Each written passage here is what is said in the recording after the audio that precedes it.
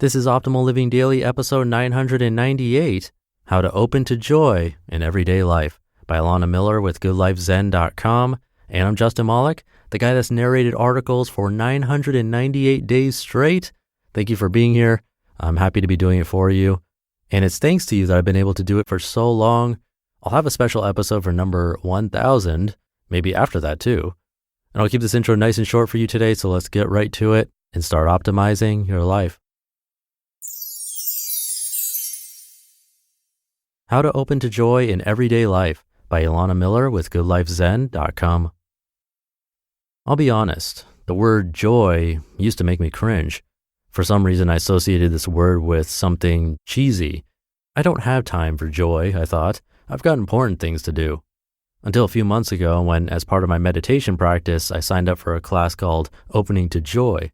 I didn't like the title, but the class working with difficult emotions didn't fit my schedule as much as the joy class.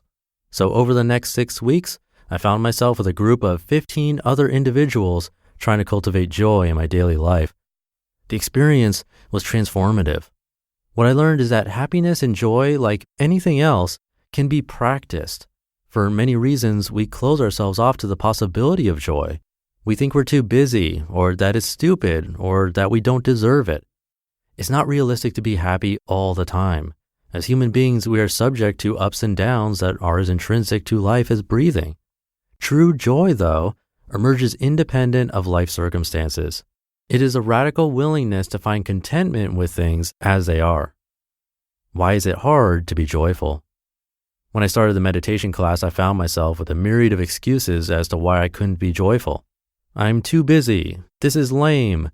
There's too much stress in my life right now. I'm buried under responsibilities and obligations. There's something wrong with me, and I don't deserve it. Unfortunately, we are hardwired to attend more vigorously to negative experiences. Over our evolutionary history, for survival reasons, it was more important to notice potentially dangerous stimuli than to notice and appreciate all the positive things in our lives. When it comes to negative experiences, we have a Velcro mind. Even if only one bad thing happens in our day, we grab onto it and don't let go. With positive experiences, we have Teflon mind. They bounce right off of us before we even know what happened. How to commit to a joy intention and daily joy practice. We need to be fastidious in our pursuit of cultivating joy. Set an intention that you will begin to open yourself to joy and remind yourself of this intention daily. I used the phrase, "May I open to the possibility of joy."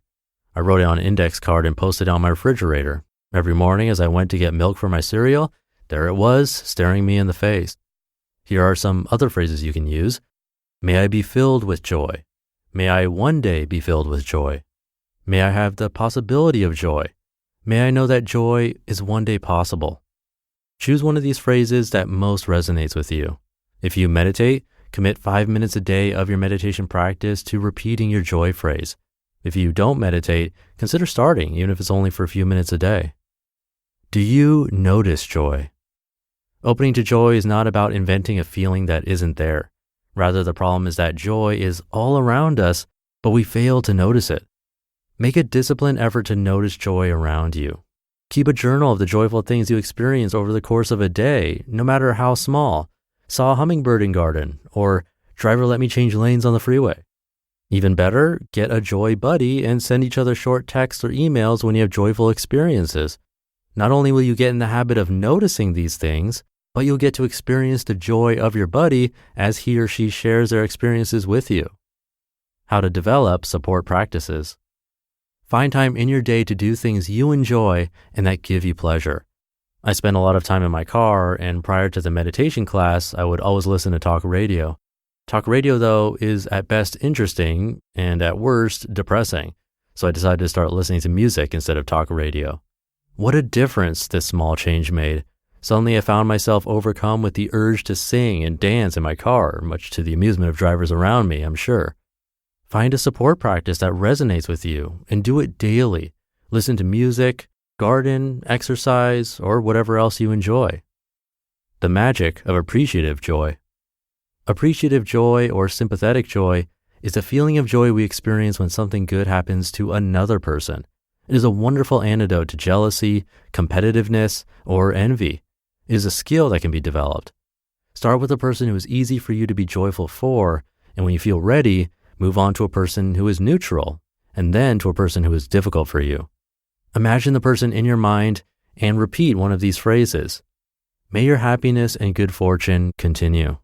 May your happiness and good fortune grow and grow. I am happy for you.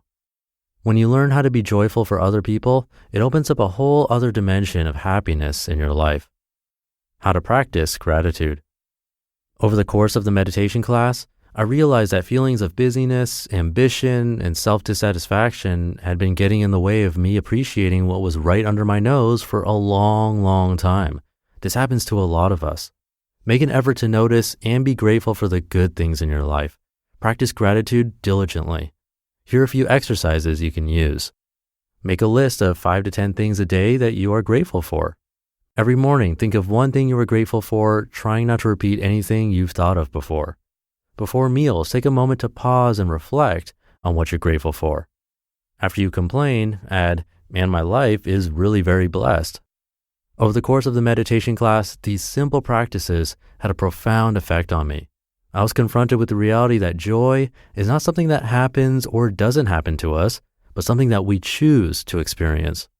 A few weeks after the class ended, without the support of our regular meetings, I found myself slacking on the practices and noticed the good feelings I had cultivated starting to slip away. So I recommitted to joy. I put the index card back up, changed the radio to music, and started journaling my daily joyful experiences again.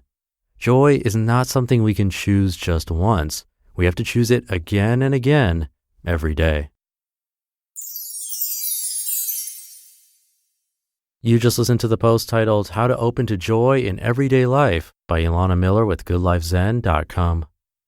And I got to say thank you to all of the authors who give me permission. And of course, thank you for listening, because without listeners, this show would not exist.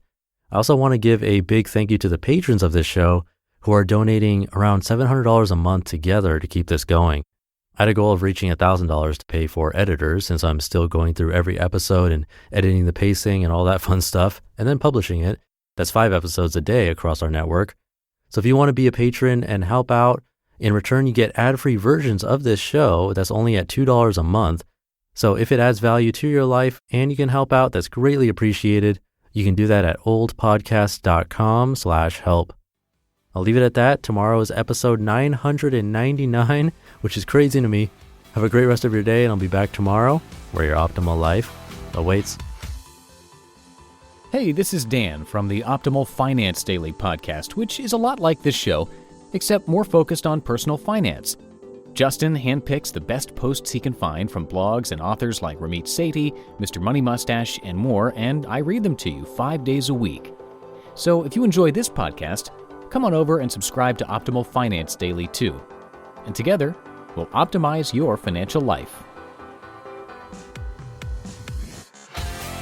You've been listening to Optimal Living Daily. Be sure to hit the subscribe button to stay up to date on each new episode, and head to oldpodcast.com, that's OLDpodcast.com, for a free gift as well as more actionable tips and resources to help you maximize your potential.